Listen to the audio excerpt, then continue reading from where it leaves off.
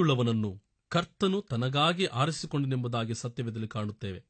ಅದರಂತೆ ವಿಶೇಷವಾಗಿ ಬೇರ್ಪಡಿಸಿ ಆರಿಸಲ್ಪಟ್ಟವನು ನಾನು. 58 ವಯಸ್ಸಿನವರೆಗೂ ತೀವ್ರ ವಿಗ್ರಹ ಆರಾಧಕನಾಗಿದ್ದವನು ನಾನು. ಮೇಲ್ಮರುತ್ತೂರಿನಲ್ಲಿರುವ ವಿಗ್ರಹವನ್ನು, ತಿರುಚಂದೂರಿನಲ್ಲಿರುವ ವಿಗ್ರಹವನ್ನು ಕುಲದೇವರನ್ನಾಗಿ ಆರಾಧಿಸುತ್ತಾ ಬಂದವರು ನಾವು. ಮಂಗಳ, ಶುಕ್ರ, ಅಮಾವಾಸ್ಯೆ, ಪೌರ್ಣಮಿಯನ್ನು ನೋಡಿದರೆ ನಮ್ಮ ಪೂರ್ಣ ಕುಟುಂಬವೇ ಕೆಂಪು ವಸ್ತ್ರದಲ್ಲೇ ಇರುತ್ತೇವೆ. ಕಲಸ, ದೀಪ, ಯಜ್ಞ, ಪೂಜೆ, ಅನ್ನದಾನ ಎಂಬ ಪೂಜೆ ಪುನಸ್ಕಾರಗಳೊಂದಿಗೆ ಇದ್ದ ಮಡಿ ಆಚಾರವುಳ್ಳ ಕುಟುಂಬ ನಮ್ಮ ಕುಟುಂಬ. ವರ್ಷಕ್ಕೆ 2 ಬಾರಿಯಾದರೂ ವ್ರತವಿದ್ದು ಇರುಮುಡಿಯನ್ನು ಕಟ್ಟಿ ಆ ಮೇಲ್ಮರುವತ್ತೂರಿಗೆ ಹೋಗಿ ಬರುತ್ತಿದ್ದೆವು. 1 ವರ್ಷವಲ್ಲ, 2 ವರ್ಷವಲ್ಲ, ಸುಮಾರು 15 ವರ್ಷವೂ ಹೀಗೆ ಮಾಡುತ್ತಿದ್ದೆವು. ಭಾರತೀಯ ವಾಯುಸೇನೆಯಲ್ಲಿ ಒಬ್ಬ ಏರ್ಫೋರ್ಸ್ ಆಫೀಸರ್ ಆಗಿ ನಾನು ಕೆಲಸ ಮಾಡಿದವನು. ಮ್ಯಾಕ್ಸಿಮಮ್ ನಾನು ಕೆಲಸ ಮಾಡಿದ್ದು ನಾರ್ತ್ ಇಂಡಿಯಾದಲ್ಲಿ. ವರ್ಷ ನಾನು ಲೀವ್ನಲ್ಲಿ ಬರುವಾಗ ತಿರುಚಂದೂರಿಗೆ ಹೋಗದೆ ಹಿಂದಿರುಗುತ್ತಿರಲಿಲ್ಲ. 1 ವರ್ಷ, 2 ವರ್ಷವಲ್ಲ, 26 ವರ್ಷಕ್ಕಿಂತ ಅಧಿಕವಾಗಿ ನಾನು ಹೀಗೆ ಮಾಡಿದ್ದೇನೆ. 100ಕ್ಕೂ ಮೇಲ್ಪಟ್ಟು ಆ ವಿಗ್ರಹಗಳ ಕುರಿತು ಕಾರ್ಯಕ್ರಮಗಳನ್ನು ರೂಪಿಸಿದ್ದೇನೆ. ಚಂಡೀಗಢನ ಏರ್ಫೋರ್ಸ್ ಸ್ಟೇಷನ್ನಲ್ಲಿ ಒಂದು ದೊಡ್ಡ ಸುಬ್ರಹ್ಮಣ್ಯ ದೇವಾಲಯವನ್ನು ಕಟ್ಟಲಿಕ್ಕೆ ಕಾರಣಕರ್ತನಾಗಿದ್ದವನು ನಾನು. 1985ರಲ್ಲಿ ಮಧುರೆಯಲ್ಲಿ 10,000 ಕಲಸ ದೀಪೋತ್ಸವವನ್ನು ಮಾಡಿದ ಆತ್ಮೀಕ ಮಹಾದೊಡ್ಡ ನಾಡಿನಲ್ಲಿ ಮೇಲ್ಮರುವತ್ತೂರಿನಲ್ಲಿರುವ ವಿಗ್ರಹದ ಬಗ್ಗೆ ಶಕ್ತಿಯ ಬೆಳಕು ಎಂಬ ನಾಟಕವನ್ನು ಬರೆದು ನಿರೂಪಣೆ ಮಾಡಿದವನು ನಾನು ಈಗ ವಾಸವಾಗಿರುವ ತಾಮರಂ ಚಿಟ್ಲಪಾಕಂ ಎಂಬ ಭಾಗದಲ್ಲಿರುವ ಗಣೇಶ್ ನಗರದ ವಿನಾಯಕನ ದೇವಾಲಯಕ್ಕೆ one of the trustee and executive committee member. Hindu ಮತ ವೇದಗಳನ್ನು, ಉಪನಿಷತ್ತುಗಳನ್ನು ಕಲಿತುಕೊಂಡವನು. ಹೀಗೆಲ್ಲ ತೀವ್ರ ಹಿಂದೂ ಮತಸ್ಥನಾಗಿದ್ದ ನಾನು ಯೇಸುವನ್ನು ವಿರೋಧಿಸುವನೂ ಆಗಿದ್ದೆನು. ಯೇಸು ಕ್ರಿಸ್ತನು ಒಬ್ಬ ಹೊರದೇಶದ ದೇವರು, ಕ್ರೈಸ್ತತ್ವ ಹೊರದೇಶದ ಒಂದು ಮತ. ನಮಗೆ 333 ದೇವರುಗಳಿವೆ. ನೀವು ಮುಗಿಯುತ್ತಿರುವುದು ಒಂದೇ ಒಂದು ದೇವರು, ಅದು ಸಹ ಹೊರದೇಶದ ದೇವರು. ಆತನಿಗೆ ಇಲ್ಲಿ ಕೆಲಸ ಇಲ್ಲ, ಹೊರಟು ಹೋಗು ಎಂದು ಮಾತುಗಳನ್ನಾಡಿದವನು ನಾನು. ನನಗೆ 3 ಮಕ್ಕಳು. ಹಿರಿಮಗನಿಗೆ ತಿರುಚಂದೂರಿನ ವಿಗ್ರಹದ ಹೆಸರಿನಿಟ್ಟೆ ಕಾರ್ತಿಕೇಯನ್ ಎಂಬುದಾಗಿ. 2ನೇ ಮಗಳಿಗೆ ಮಂತ್ರಗಳಿಗೆಲ್ಲಾ ದೊಡ್ಡ ಮಂತ್ರ ಎಂದು ನಾನು ನೆನೆಸಿದ್ದ ಆ ಓಂ ಎಂಬ ಪ್ರಣವ ನಾಮದ ಹೆಸರಿನಿಟ್ಟೆ ಗಾಯತ್ರಿ ಎಂಬುದಾಗಿ. 3ನೇ ಮಗನಿಗೆ ಮೇಲ್ಮರುವತ್ತೂರಿನ ವಿಗ್ರಹದ ಹೆಸರಿನಿಟ್ಟೆ ಶಕ್ತಿ ಎಂಬುದಾಗಿ. ನನ್ನ ಫಸ್ಟ್ ಸನ್ ಕಾರ್ತಿಕೇಯನ್ BE ಮುಗಿಸಿಬಿಟ್ಟು ಸಿಂಗಪುರ್ನಲ್ಲಿ ಕಂಪ್ಯೂಟರ್ ಇಂಜಿನಿಯರ್ ಆಗಿ ಕೆಲಸಕ್ಕೆ ಹೋದನು. ತಿಂಗಳಿಗೆ 1.5 ಲಕ್ಷ ರೂಪಾಯಿ ಸಂಬಳ. 1 ವರ್ಷ ಅಲ್ಲಿ ಕೆಲಸ ಮಾಡಿ ಅಮೆರಿಕದಲ್ಲಿರುವ ಒಂದು ಅತಿ ದೊಡ್ಡ ಕಂಪನಿಗೆ ಕಂಪ್ಯೂಟರ್ ಇಂಜಿನಿಯರ್ ಆಗಿ ಸೆಲೆಕ್ಟ್ ಆಗಿ 2000 ಜೂನ್ನಲ್ಲಿ ಇಲ್ಲಿಂದ ಕೆಲಸಕ್ಕೆಂದು ಹೋದನು. ತಿಂಗಳಿಗೆ 2.5 ಲಕ್ಷ ರೂಪಾಯಿ ಸಂಬಳ. ನಮ್ಮ ಕಲಸ, ದೀಪ, ಯಜ್ಞ, ಅನ್ನದಾನ ಇವೆಲ್ಲವನ್ನು ನೋಡಿ ಅದುವರೆಗೂ ನಾವು ಮುಗಿಯುತ್ತಿರುವ ಆ ವಿಗ್ರಹಗಳು ನಮ್ಮನ್ನು ಅಪರಿಮಿತವಾಗಿ ಆಶೀರ್ವಾದ ಮಾಡಿದವು ಎಂದು ಸಂತೋಷದಿಂದ ನಲಿದಾಡಿದೆವು. ಆದರೆ ನಮ್ಮ ಸಂತೋಷ 2 ತಿಂಗಳಿಗೂ ನೆಲೆಗೊಳ್ಳಲಿಲ್ಲ. ಚೂರು ಚೂರಾಗಿ ಹೋಯಿತು. ಸೆಪ್ಟೆಂಬರ್ 13ನೇ ತಾರೀಕು 2000 I received a phone call from America. ಪೋರ್ಟ್ಲ್ಯಾಂಡ್ನ ಸೇಂಟ್ ವಿನ್ಸೆಂಟ್ ಆಸ್ಪತ್ರೆಯಿಂದ ಮಧ್ಯರಾತ್ರಿಯಲ್ಲಿ ಒಬ್ಬ ಡಾಕ್ಟರ್ ನನಗೆ ಫೋನ್ ಮಾಡುತ್ತಿದ್ದಾರೆ. Your son is serious, critical ಕಂಡೀಷನ್ನಲ್ಲಿದ್ದಾರೆ.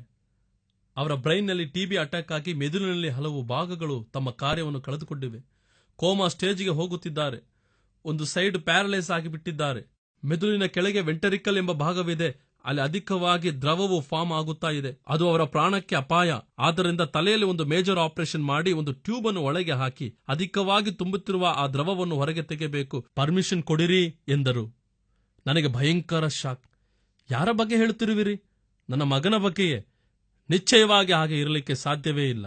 2 ತಿಂಗಳ ಹಿಂದೆ 28 ವಯಸ್ಸಿನ ಯವ್ವನ ಪ್ರಾಯದಲ್ಲಿ ಹಿಗ್ಗು ನಡೆಯುತ್ತಾ ಹಲವು ಕನಸುಗಳೊಂದಿಗೆ, ಹಲವು ಗುರಿಗಳೊಂದಿಗೆ ತಿಂಗಳಿಗೆ 2.5 ಲಕ್ಷ ರೂಪಾಯಿಗಳನ್ನು ಸಂಪಾದಿಸಿ ನನ್ನ ಕುಟುಂಬವನ್ನು ಉನ್ನತಕ್ಕೆತ್ತಿ ನಿಲ್ಲಿಸಲಿಕ್ಕಿದ್ದಾನೆ ಎಂದು ನಾವು ನೆನೆಸುತ್ತಿರುವ ನನ್ನ ಮಗನಿಗಾ ಈ ಪರಿಸ್ಥಿತಿ?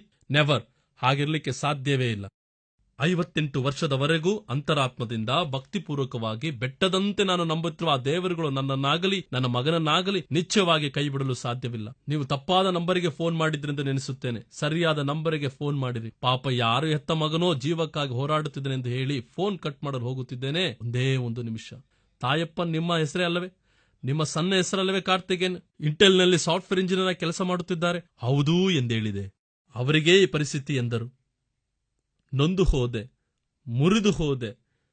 ಯಾಕೆ ನನ್ನ ಮಗನಿಗೆ ಇಂಥ ಒಂದು ದೊಡ್ಡ ದುರ್ಗತಿ? ನಾನು ಯಾರಿಗೆ ಏನು ಪಾಪ ಮಾಡಿದೆ? ತಿಂಗಳಿಗೆ 2.5 ಲಕ್ಷ ರೂಪಾಯಿ ಸಂಪಾದನೆ ಮಾಡಿ ಇವರ ಕುಟುಂಬ ಉನ್ನತಕ್ಕೇರಬಡುತ್ತದಲ್ಲ ಎಂಬ ಅಕ್ಕಪಕ್ಕದವರ ಹೊಟ್ಟೆ ಕಿಚ್ಚೆ, ಅಥವಾ ಮತ್ಸರವೇ, ಅಥವಾ ಯಾರಾದರೂ ಮಾಡಿಸಿಟ್ಟಿರುವ ಮಾಟ ಮಂತ್ರವೇ? ಮನಸ್ಸಿನುಂಟಾದ ಸಾವಿರಾರು ಪ್ರಶ್ನೆಗಳ ಉತ್ತರ ಸಿಗದೆ ಅವನ ಜಾತಕವನ್ನು ತೆಗೆದುಕೊಂಡು ಹಲವು ಜ್ಯೋತಿಷ್ಯರ ಬಳಿ ಹೋದೆ. ಜ್ಯೋತಿಷ್ಯ ನೋಡಿದೆ, ಹಸ್ತರೇಖೆ ನೋಡಿದೆ, ಕಣಿ ಕೇಳಿದೆ, ವೈದೇಶ್ವರನ ದೇವಾಲಯಕ್ಕೆ ಹೋಗಿ ಸುರುಳಿಯನ್ನು ನೋಡಿದೆ. ಅಷ್ಟು ಜನ ಹೇಳಿಬಿಟ್ಟರು, ನಿಮ್ಮ ಮಗನಿಗೆ ಸಮಯ ಸರಿಯಿಲ್ಲ, ಗ್ರಹಗಳೇ ಸರಿಯಿಲ್ಲ, ವಿಧಿಯೇ ಮುಗಿಯುವಂತಿದೆ. ರಾಹುವನ್ನು ಕೇತು ನೋಡುತ್ತಿದ್ದಾನೆ. 7ನೇ ಮನೆಯ ಶನಿ, ಅದು ಅನಿಷ್ಟವಾದ ಶನಿ. ಪ್ರಾರಾರ್ಥ ಕರ್ಮಂ, ಸಂಜೀತ ಕರ್ಮಂ, ಆಹಾಮ್ಯ ಕರ್ಮಂ, ಇದನ್ನು ನಿಮ್ಮನ್ನುಂಟು ಮಾಡಿದ ದೇವರಿಂದಲೂ ಬದಲಾಯಿಸಲು ಸಾಧ್ಯವಿಲ್ಲ. ಅನುಭವಿಸಲೇಬೇಕು. ಬೇಕಾದ್ರೆ ಕೆಲವು ಪರಿಹಾರ ಮಾಡ್ರಿ. ಒಬ್ಬೊಬ್ಬರು ಒಂದೊಂದು ಪರಿಹಾರವನ್ನು ಹೇಳುತ್ತಿದ್ದಾರೆ. ಅಳುತ್ತಿರುವ ಕಣ್ಣೀರಿಂದ ನನ್ನ ವೈಫ್ ಓಡಿ ಓಡಿ ಹೋಗಿ ಒಂದೊಂದಾಗಿ ಮಾಡುತ್ತಿದ್ದಾಳೆ. ಯಾತಕ್ಕಾಗಿ ತಾನು ಎಷ್ಟೋ ವ್ರತಗಳಿದ್ದು ಪಡೆದು ಕೂಡ ತನ್ನ ಚೊಚ್ಚಲ ಮಗನು ಬದುಕುಳಿಯಲಾರನೋ ಎಂಬುದಾಗಿ ಒಬ್ಬ ಹೆತ್ತ ತಾಯ ಪರಿತಾಪವು, ಗೋಳಾಟವು. ಇವುಗಳ ನಡೆದ ಒಂದೇ ವಾರದಲ್ಲಿ ಪುನಃ ದೇರಿಸಿ ಫೋನ್ ಕಾಲ್. ಫಸ್ಟ್ ಟೈಮ್ ಮಾಡಿದ ಆಪರೇಷನ್ ಸಕ್ಸಸ್ ಆಗಲಿಲ್ಲ. ಆ ಟ್ಯೂಬ್ನಲ್ಲಿ ಒಂದು ಬ್ಲಾಕ್ ಉಂಟಾಗಿ ಅಧಿಕವಾಗಿ ತುಂಬುತ್ತಿರುವ ಆ ದ್ರವವನ್ನು ಹೊರಗೆ ತೆಗೆಯಲಿಕ್ಕೆ ಆಗುತ್ತಿಲ್ಲ. ಆದ್ದರಿಂದ ಮತ್ತೊಂದು ಆಪರೇಷನ್ ಮಾಡಿ ಇನ್ನೊಂದು ಟ್ಯೂಬ್ ಅನ್ನು ಫಿಟ್ ಮಾಡಬೇಕು, ಪರ್ಮಿಷನ್ ಕೊಡಿ ಎಂದು ಹೇಳಿದರು. ನನ್ನ ತಲೆಗೆ ಒಂದು ದೊಡ್ಡ ಸಿಡಿಲು ಬಿದ್ದಂತಾಯಿತು. ಯಾಕೆ 58 ವಯಸ್ಸಿನವರೆಗೂ ಅಂತರಾತ್ಮದಿಂದಲೂ ಭಕ್ತಿಪೂರ್ವಕವಾಗಿ ಬೆಟ್ಟದಂತೆ ನಾನು ನಂಬುತ್ತಿದ್ದ ಈ ದೇವರುಗಳು ಎಂಬವು ಯಾಕೆ ನನ್ನ ಮಗನನ್ನು ಕಾಪಾಡಲಿಲ್ಲ? ಯಾಕೆ ಕಾಪಾಡಲಿಲ್ಲ? ಅದೆಷ್ಟು ಕಳಸ, ದೀಪ, ಯಜ್ಞ, ಪೂಜೆ, ಅನ್ನದಾನಗಳು ಮಾಡುತ್ತಿರನಲ್ಲ, ಅದಕ್ಕೆಲ್ಲ ಯಾವುದೇ ಅರ್ಥವಿಲ್ಲವೇ? ಅದೆಷ್ಟು ಮಂತ್ರ ವಿಚಾರಗಳನ್ನು ಉಚ್ಚರಿಸಿದ್ದೇನೆ.